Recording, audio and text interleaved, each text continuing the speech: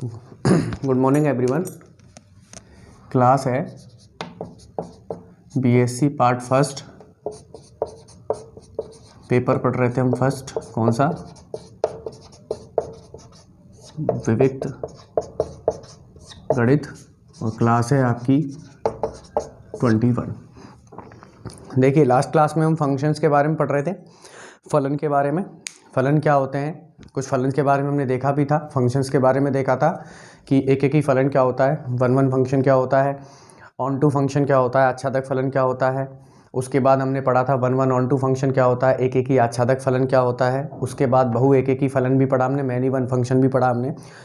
फिर उसके बाद लास्ट फंक्शन जो हमने पढ़ा था वो था इक्वल फंक्शन, यानी समान फलन। ये पढ़ा था हमने, जहाँ पे एफ एक्स बराबर जी एक्स हो जाए उसको क्या बोलते हैं, समान फलन बोलते हैं या इक्वल फंक्शन बोलते हैं। आज अगला हम पढ़ेंगे फंक्शन के बारे में, जो पढ़ेंगे आइडेंटिटी फंक्शन यानी तत्समक फलन। तो लिखते हैं पहले तत्समक फलन। तत्समक फलन इंग्लिश में बोलते हैं आइडेंटिटी फंक्शन।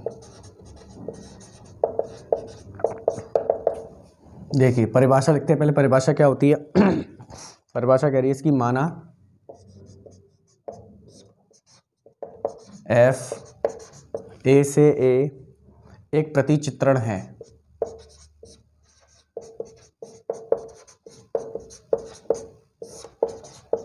एक प्रतिचित्रण है, यह तत्समक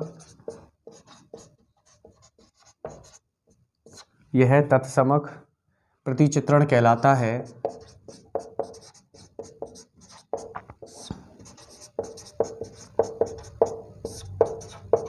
प्रतिचित्रण कहलाता है यदि एफ एक्स बराबर X for all x belongs to ए।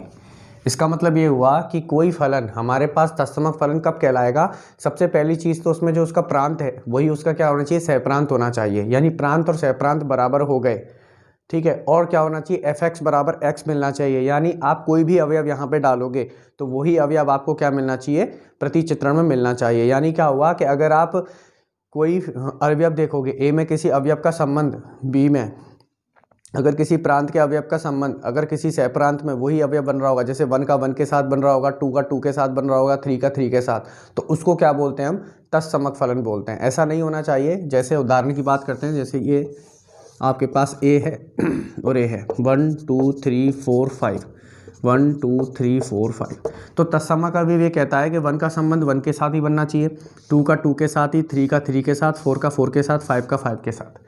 यानी जो अवयव यहाँ पे है उसका उसी अवयव के साथ क्या बनना चाहिए, संबंध बनना चाहिए। तो उसको हम क्या बोलते हैं, तत्समक फलन बोलते हैं। इसमें एक चीज़ जरूर याद रखने वाली चीज़ है कि इसका प्रांत और सहप्रांत क्या होते हैं, बराबर होते हैं, ठीक है। और इस टाइप का अगर कंडीशन को सेटिस्फाई कर रहा होगा तो हम कह देंगे वो क्या होगा, तत्समक फलन होगा। इंग्लिश में बोल देता हूँ इंग्लिश वालों के लिए कि आइडेंटिटी फंक्शंस वो होता है जहाँ पे डोमेन और कोडोमेन क्या हो, इक्वल हो। दिख रहा है आपको? सॉरी, जहाँ पे क्या हो, डोमेन और कोडोमेन क्या हो, इक्वल हो। दूसरी चीज़ एफ एक्स बराबर एक्स होना चाहिए, यानी एवरी एलिमेंट ऑफ ए, यानी ऐसे बोल सकते हैं कि every element of domain are map from same element. यानी जैसे 1 का 1 के साथ ही होना चाहिए, 2 का रिलेशन 2 के साथ, 3 का 3 के साथ, 4 का 4 के साथ, 5 का 5 के साथ। ऐसा नहीं होना चाहिए कि 1 2 के साथ रिलेशन बना ले, ऐसा नहीं। आइडेंटिटी फंक्शन इसको ही बोलते हैं जहाँ पे क्या होगा, डोमेन और कोडोमेन क्या होगा, इक्वल होगा। और जो रिलेशन हमें, जो एलिमेंट का रिलेशन मिलना चाहिए वो उसी एलिमेंट के साथ कोडोमेन में मिलना चाहिए। उसको क्या बोलते हैं हम, आइडेंटिटी फंक्शन बोलते हैं, ठीक है। अब बात करते हैं, अगला है शून्य प्रतिचित्रण। दूसरा है शून्य प्रतिचित्रण, इंग्लिश में बोलते हैं इसको जीरो फंक्शन। शून्य प्रतिचित्रण,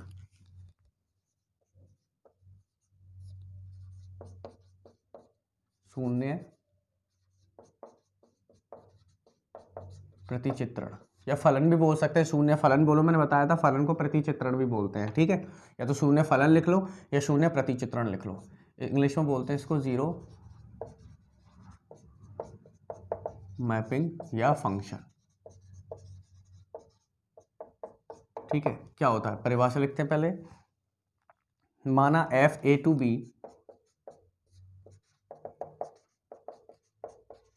ए टू बी में एक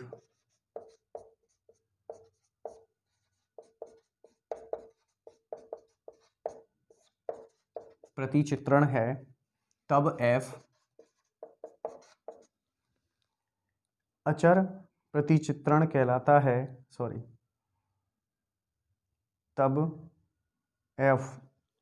एफ शून्य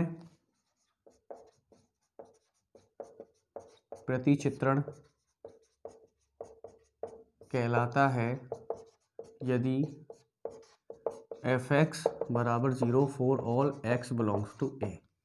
ठीक है, देखो इसका मतलब ये हुआ कि अगर आपके पास कोई फलन दे रखा है ए से बी में, तो वो शून्य प्रतिचित्रण कब कहलाएगा कि सारे कोई भी एक्स डालो कहाँ पे जाएंगे, 0 पे जाएंगे। जैसे देखो ये ए लिया आपने और ये बे लिया, ये 1 2 3 4 5, यहाँ ले लिया -1 0 1 2 3 4। ठीक है, 1 भी 0 पे जाए, 2 भी 0 पे जाए, 3 भी 0 पे जाए, 4 भी 0 पे जाए, 5 भी 0 पे जाए।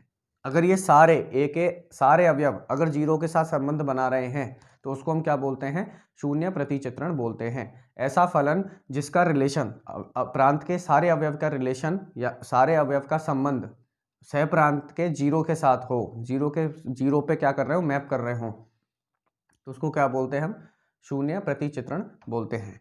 ठीक है, इंग्लिश में बोलता हूँ, जीरो मैपिंग क्या होता है, अगर आपको कोई फंक्शन दे रखा है, अगर वो फंक्शन जीरो मैपिंग या जीरो फंक्शन कब कहलाएगा कि जब क्या होगा कि ए के जितने भी एलिमेंट्स होंगे, डोमेन के जितने भी एलिमेंट्स होंगे वो कहाँ मैप हो रहे होंगे, 0 पे मैप हो रहे होंगे, तो हम उसको क्या बोलते हैं, जीरो मैपिंग बोलते हैं। ठीक है, चलिए आगे अब देखते हैं अचर प्रतिचित्रण। अगला है अचर प्रतिचित्रण। अचर प्रतिचित्रण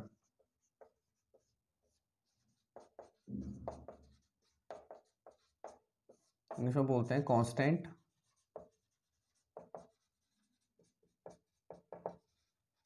मैपिंग या फंक्शन। क्या होता है, देखो ये क्या कह रहा है, एफ ए से बी में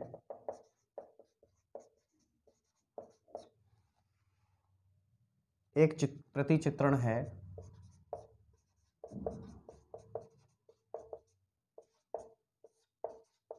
एक प्रतिचित्रण है, तब एफ अचर प्रतिचित्रण कहलाता है। अचर प्रतिचित्रण कहलाता है यदि किसी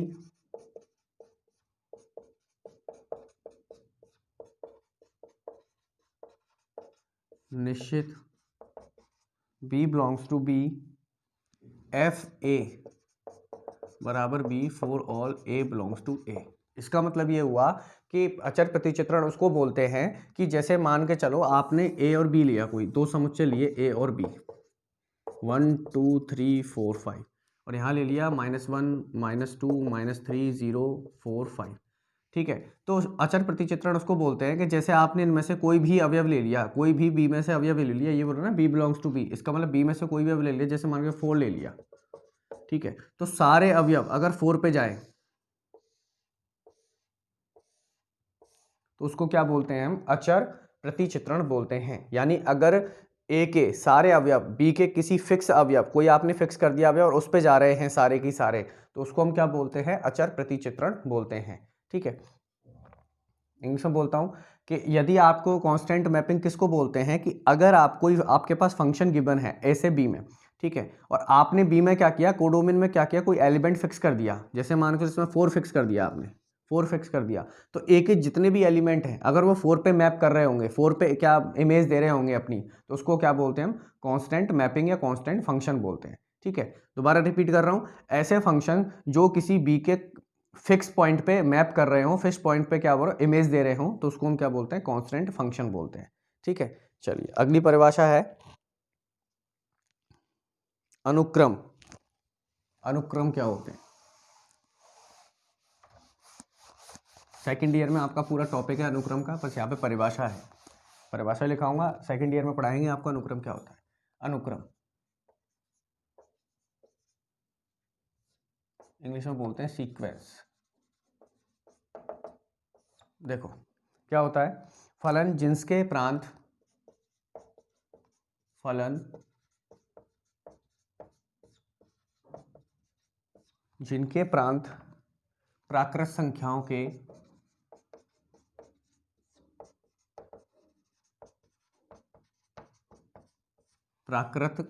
संख्याओं के समुच्चय n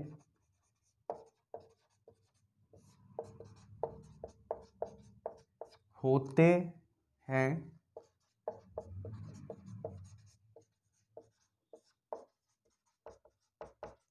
अनुक्रम कहलाते हैं। अर्थात एवं यदि कहलाते हैं, एवं यदि n belongs to n, fn अनुक्रम का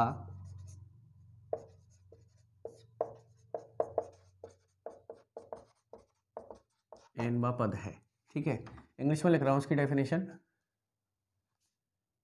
a function in which the domain of function is natural number, then this is called sequence, and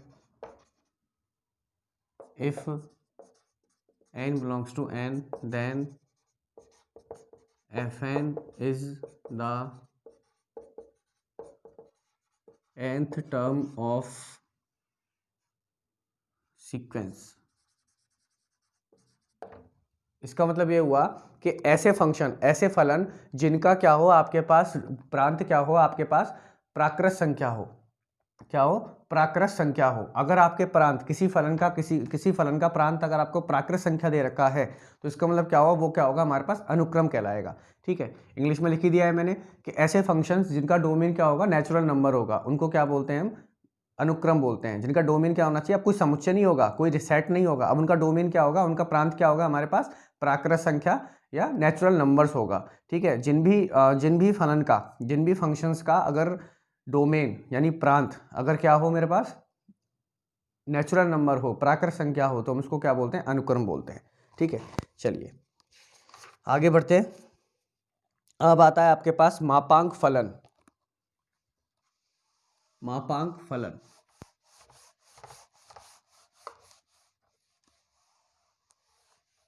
मापांक फलन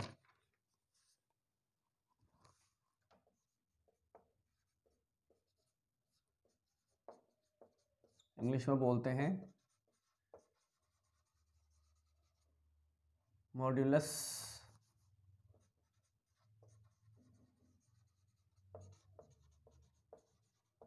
फंक्शन। क्या होता है मॉड्यूलस फंक्शन, माना फलन f(x) वास्तविक संख्याओं, माना फलन f(x) वास्तविक संख्याओं के समुच्चय R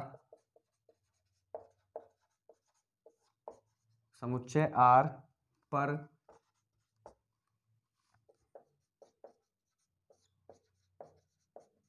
निम्न प्रकार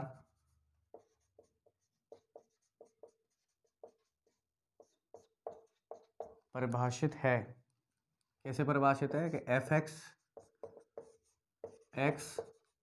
यदि x greater than equal to 0 और -x यदि x लेस देन 0। यानी अगर आपके पास कोई फलन है f(x) जो वास्तविक संख्याओं के समुच्चय R पर विद्यमान है, परिभाषित है, तो कैसे होगा, अगर मॉडुलस फंक्शन को व्यक्त कैसे करते हैं, इसे mod x से व्यक्त किया जाता है। जैसे आपको मैं बात कर दूं एफ एक्स बराबर आपको मॉड एक्स दे रखा है और आपसे पूछा है एफ माइनस टू निकालिए, तो एफ माइनस टू रखोगे यहाँ पे। अब मैंने क्या बताया, एक्स जब जीरो से छोटा होगा तो किस में खुलेगा, माइनस एक्स में। माइनस एक्स का क्या हो जाएगा, माइनस एक्स खुलेगा। ठीक है, तो एफ माइनस टू क्या हो जाएगा मेरे पास, माइनस माइनस टू यानी टू हो जाएगा। ठीक है, और इसमें क्या करोगे, और पॉजिटिव डालोगे, एफ टू निकालोगे तो वो क्या करेगा, पॉजिटिव खुलेगा, यानी एफ एक्स किस में खुलेगा, एक्स में, यानी एफ टू क्या हो जाएगा मेरे पास, टू हो जाएगा। ये क्या होता है हमारे पास, मापांक फलन होता है। मॉडुलर फंक्शन क्या होता है कि अगर आपको कोई एफ एक्स रियल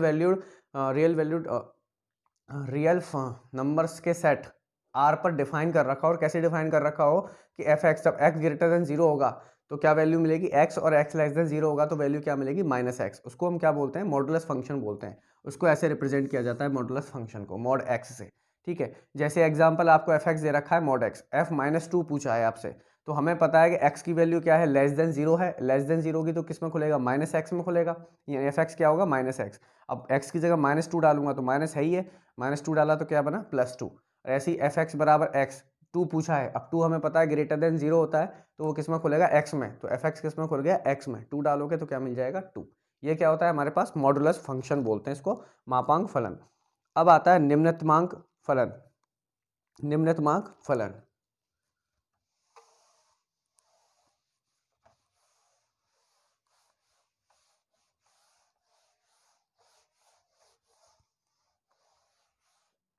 निम्नतमांक फलन,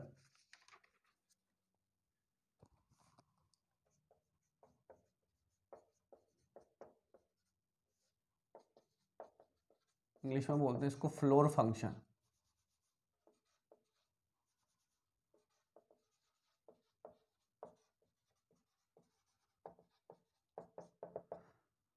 क्या होता है, देखो सबसे पहले परिभाषा लिख लेते हैं, वास्तविक संख्याओं के समुच्चय आर से,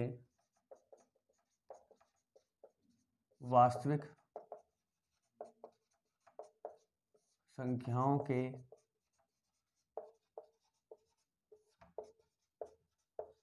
समुच्चय आर से पूर्णांकों के समुच्चय जेड,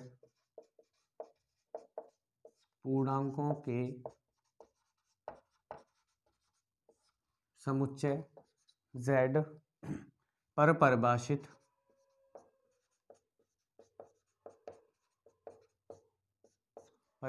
फलन f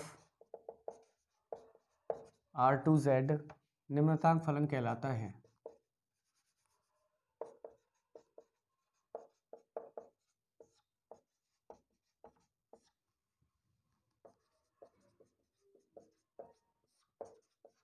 ठीक है, यानी क्या हुआ कि ऐसे फलन जिनका प्रांत क्या हो हमारे पास, R हो, और परिसर क्या हो मेरे पास, Z हो, यानी क्या हो हमारे पास, पूर्णांक हो। इंग्लिश में बोल देता हूँ, ऐसे फंक्शंस जिनका डोमेन तो क्या होना चाहिए हमारे पास, वास्तविक संख्या रियल नंबर होना चाहिए, और हमारे पास कोडोमेन क्या होना चाहिए, इंटीजर्स होना चाहिए। ऐसे फंक्शंस को क्या बोलते हैं हम, निम्नतांक फलन यानी प्लोर फंक्शन बोलते हैं। ठीक है, जैसे आपने देखा होगा f x is equals to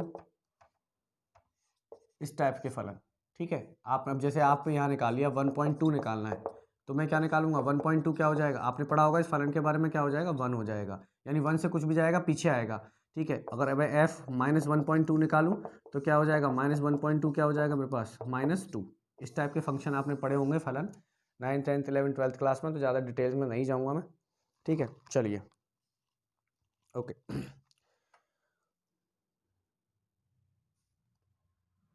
अब जैसे आपके उदाहरण एग्जाम्पल की बात करते हैं, यहाँ पे सारे फंक्शंस मैंने आपको बता दिए, सारे फलन की परिभाषाएं बता दी, जितने भी फलन होते हैं, जितने भी फंक्शंस होते हैं, सब कुछ मैं बता चुका हूँ, इनसे एक्स्ट्रा कोई फलन नहीं होता है। ठीक है, तो याद रखना इन फंक्शंस की डेफिनेशन आपको आनी चाहिए। ठीक है, और इनके एग्जाम्पल भी आपको एक एक याद होना चाहिए कि ऐसा कौन सा एग्जाम्पल है जिससे वो फलन क्या है, एक एक ही है या वन वन है। ठीक है, या आपको हर चीज़ का एग्जाम्पल आपको पता होना चाहिए। अब हम देखेंगे कि अगर आपको कोई क्वेश्चन दे दिया जाए, ठीक है, कुछ भी फंक्शंस दे दिया जाए आपको, और आपसे पूछ लिया जाए बताइए या ये वन वन है या नहीं है, एक एक ही है या नहीं है, आपसे पूछ लिया जाए बताइए ये ऑन टू है या नहीं है, आच्छादक है या नहीं है, तो इस टाइप सब क्वेश्चन करेंगे। ठीक है, तो सारे फंक्शन सारे फलन की डेफिनेशन आपको मैंने बता दी है, ये आपको याद होनी चाहिए। क्यों, क्योंकि ये सेकंड ईयर में और इसमें भी किताब में भी आपको आगे जाके बहुत काम आने वाली है। अगर आपको इनकी डेफिनेशन या कि परिभाषा याद नहीं है तो आप क्वेश्चन सॉल्व नहीं कर सकते। तो कहीं ना कहीं ये परिभाषा आपके काम आती है, चाहे वो फर्स्ट ईयर में हो, चाहे पूरी मैथमेटिक्स की बात कर रहा हूँ। इन फ्यूचर में आप बीएससी भी देख लो, चाहे एमएससी कर लो, चाहे कहीं भी आगे हायर स्टडी भी करोगे, तो फंक्शंस आने आपको बहुत ज़रूरी हैं, क्योंकि पूरी मैथमेटिक्स ही फंक्शन पे डिपेंड है। क्योंकि हम क्या करते हैं, एक चीज़ से दूसरी जगह पे जाने के लिए किसका इस्तेमाल करते हैं, फंक्शंस का, फलन का इस्तेमाल करते हैं। और एक फलन ही मैथमेटिक्स में ऐसी चीज़ होती है जहाँ से हम एक जगह से दूसरी जगह जा सकते हैं उस फलन या फंक्शन के अकॉर्डिंग। तो ये आपको आना चाहिए, सारे फंक्शंस क्या होते हैं, कैसे होते हैं, क्या क्या परिभाषाएं होती हैं, क्या क्या एग्जाम्पल्स होते हैं। ठीक है, चलिए अब एग्जाम्पल ले लेते हैं कोई। कैसे क्वेश्चन कैसे आएंगे, ये तो डेफिनेशंस हो गई। आपको डेफिनेशन भी पूछ सकता है और आपको क्वेश्चन भी दे सकता है। क्वेश्चन कैसे दे रखा है आपको, क्वेश्चन है माना f z प्लस से z प्लस इस प्रकार परिभाषित है कि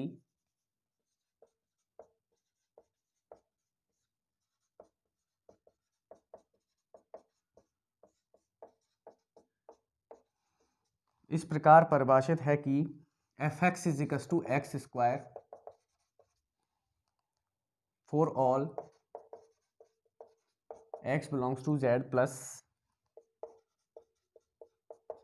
जहां जेड प्लस धनात्मक पूर्णांकों का समुच्चय है, धनात्मक पूर्णांकों का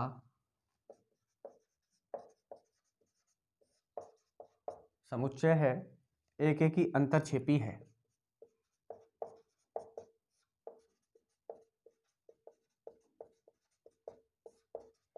एक एक ही अंतरछेपी है, यानी एक एक ही अंतरछेपी का मतलब क्या हुआ, एक एक ही, और इसको आच्छादक भी बोलते हैं, इंग्लिश में बोलेंगे वन वन और ऑन टू। ठीक है, यानी ये कह रहा है कि आपके पास कोई फलन है जेड प्लस से जेड प्लस। जेड प्लस का मतलब क्या हुआ कि आपके पूर्णांक, पूर्णांक क्या होते हैं, धनात्मक पूर्णांक तो हमें पता है कि माइनस माइनस भी होता है, जीरो भी होता है और पॉजिटिव भी होता है। तो जेड प्लस दे दिया, इसका मतलब हमें क्या करना है, अब प्रांत और सहप्रांत में कौन से लेने हैं, सारे धनात्मक लेने हैं, ऋणात्मक नहीं लेना है। ठीक है, इस प्रकार परिभाषित है कि f x is equal to x square for all x belongs to z plus, यानी एक्स कहाँ से आ रहे हैं, इस जेड प्लस से आ रहे हैं, पूर्णांक वाले आ रहे हैं, जहां जेड प्लस धनात्मक पूर्णांकों का एक समुच्चय है। दिखाना है मुझे वन वन और ऑन टू है, यानी एक एक ही आच्छादक है। इंग्लिश में बोल देता हूँ कि आपको क्वेश्चन ये दे रखा है कि आपके पास कोई फंक्शन एग्जिस्ट कर रहा है, कैसे कर रहा है, जेड प्लस से जेड प्लस। जेड प्लस क्या है, पॉजिटिव इंटीजर्स हैं सारे, नेगेटिव नहीं लेने हैं, यानी डोमेन भी उसका क्या है, पॉजिटिव इंटीजर्स है, और कोडोमेन भी क्या है उसका, पॉजिटिव इंटीजर्स है। और आपको फंक्शन दे रखा है f x is equal to x square. ठीक है, तो आपको ये दिखाना है कि ये वन वन और ऑन टू है, चेक करना है। कैसे चेक करेंगे वन वन और ऑन टू है या नहीं है, तो देखो कैसे करेंगे।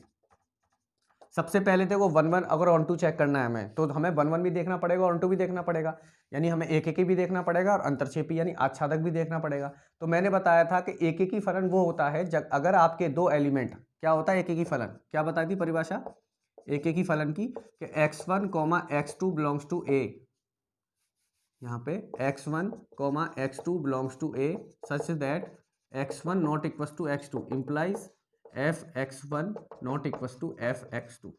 इसका मतलब ये हुआ कि एक ही फलन मैंने ये बताया था कि अगर दो अवयव ए के, किसी समुच्चय ए के दो अवयव अलग अलग हैं तो उनका संबंध भी क्या होगा, अलग अलग होगा। यानी इसका संबंध ये अलग बनाएगा x1, x2 अलग संबंध बनाएगा। ठीक है, इंग्लिश में रिपीट कर देता हूँ, मैंने वन वन फंक्शन ये बताया था कि अगर आपके दो एलिमेंट्स आपने किस लिए, डोमेन में से लिए, ठीक है, और दोनों क्या है, डिस्टिंक्ट हैं, तो उनकी इमेज भी क्या होनी चाहिए, डिस्टिंक्ट होनी चाहिए। उसको क्या बोलते हैं, एक एक ही फलन बोलते हैं, वन वन फंक्शन बोलते हैं। ठीक है, तो हमें देखा है, अब मुझे पता है x1 x2 कहाँ से लूंगा मैं, अब डोमेन क्या है यहाँ पे z प्लस। ठीक है, तो मैं निकालता हूं एफ एक्स क्या दे रखा है आपको, एक्स स्क्वायर, कि अगर x1 बराबर x2 है तो यहां से क्या हो जाएगा, एफ x1 बराबर एफ x2। ठीक है, तो एफ x1 क्या होगा यहाँ पे, x1 स्क्वायर और x2 स्क्वायर, इस टाइप से होगा। तो यहां से क्या हो जाएगा, x1 is equal two plus minus x2, ये हो जाएगा मेरे पास यहाँ से प्लस माइनस x2। ठीक है, x1 बराबर, इसको ओपन करूंगा तो ये किस में जाएगा, देखो कैसे सिंप्लीफाई करेंगे इसको। यहां तक समझ में आया कि अगर मान के चलो मैंने x1 बराबर x2 लिए तो उनकी इमेज भी क्या आनी चाहिए, सेम आनी चाहिए। ठीक है, इसका उल्टा भी बताया था मैंने कि अगर दोनों इमेज बराबर होंगी तो फलन भी क्या होना चाहिए, मान भी क्या आना चाहिए, बराबर आना चाहिए, रिलेशन भी बराबर आना चाहिए। मैंने मान लीजिए x1 x2 दोनों ले लिए जो बराबर हैं। ठीक, तो एफ x1 बराबर एफ x2 होना चाहिए। x1 स्क्वायर, एफ एक्स क्या दे रखा है, एक्स स्क्वायर, तो एफ x1 क्या हो जाएगा, x1 स्क्वायर, और एफ x2 क्या हो जाएगा, x2 स्क्वायर। तो क्या करूँगा, इसको धर ले आऊँ, x1 square minus x2 square इसका टू 0।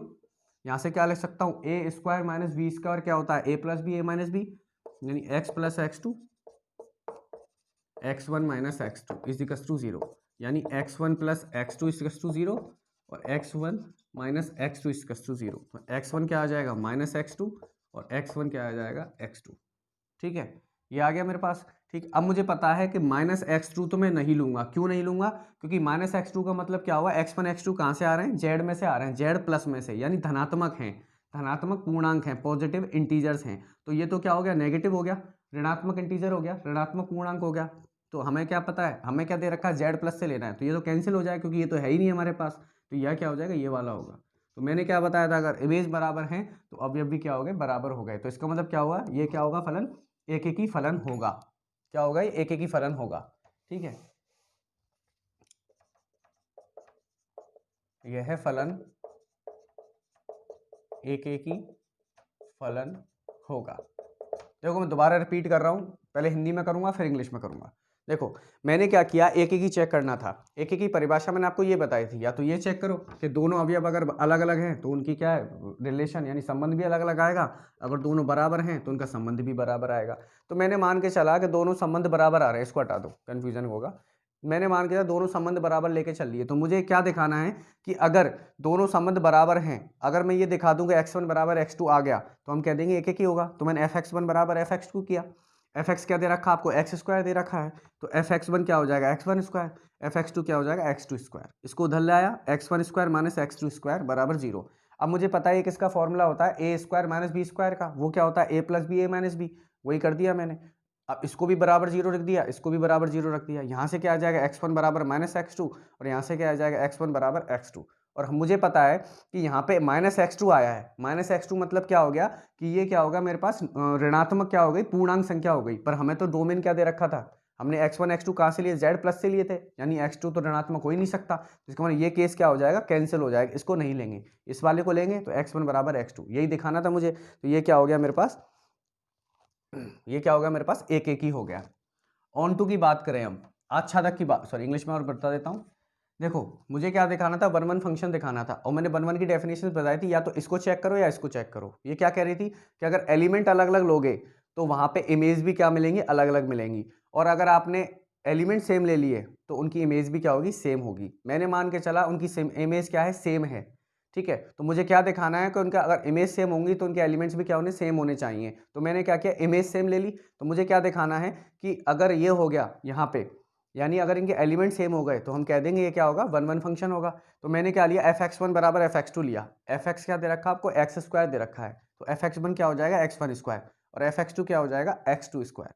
इसको इधर ले आया, x1 square minus x2 square is equal to 0। अब मुझे पता है कि इसका फॉर्मूला होता है ए स्क्वायर माइनस बी स्क्वायर का, यानी ए plus b a minus B, वही कर दिया, दोनों को बराबर 0 कर दिया इक्वल में।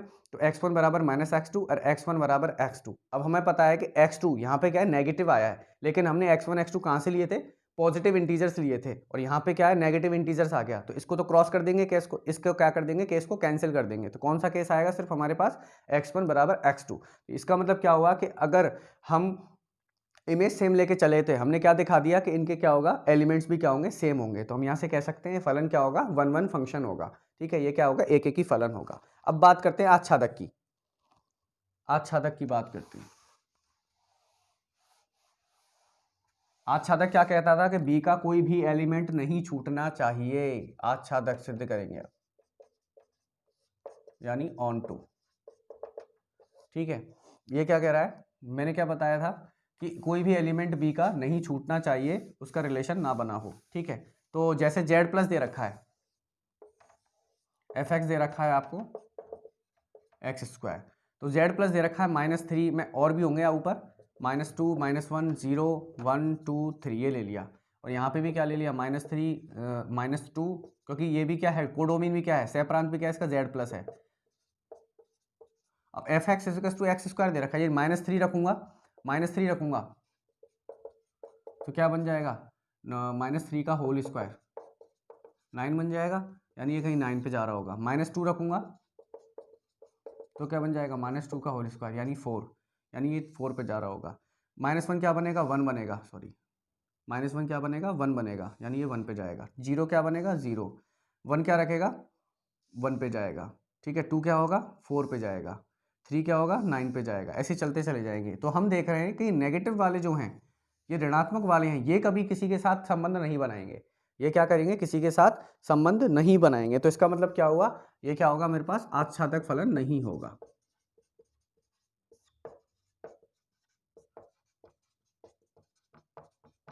यानी नॉट ए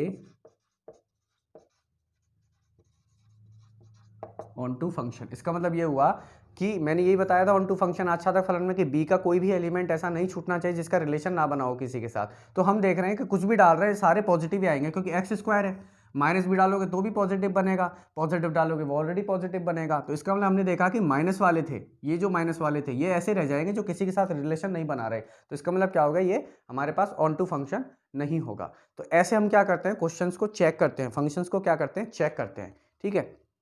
तो ये हो गया आपके एग्जाम्पल्स, एक दो एग्जाम्पल और करवाऊंगा कल, उसके बाद आपकी ये वाला चैप्टर कंप्लीट हो जाएगा। आई थोड़ी और है भी, तो एक दो लेक्चर का और है, फिर उसके बाद ये यूनिट आपकी कंप्लीट हो जाएगी, ठीक है। तो आज की क्लास तो यही ओवर करते हैं, देखते हैं नेक्स्ट क्लास में क्या होता है, और एग्जाम्पल करेंगे, प्रमेय भी हैं थोड़ी बहुत, और हम पढ़ेंगे संयुक्त फलन पढ़ेंगे, कंपोजिट फंक्शंस क्या होते हैं, उनकी प्रॉपर्टीज़ क्या होती हैं, कुछ प्रमेय करेंगे, इनवर्स प्रतिलोम फलन क्या होता है, ठीक है। कल की क्लास में करेंगे कंटिन्यू, ठीक है। देख लीजिएगा एक बार, डेफिनेशंस पढ़िएगा, क्वेश्चंस खुद करके देखना आप एक बार, एग्जांपल आपकी किताब में से करके देखना कि क्या हो रहा है या नहीं हो रहा है। पहले डेफिनेशंस पढ़ना, डेफिनेशन अच्छे से समझ में आ जाएंगे, कोई भी एग्जांपल आप कर सकते हो, ठीक है। चलिए कंटिन्यू करते हैं नेक्स्ट क्लास में, थैंक यू।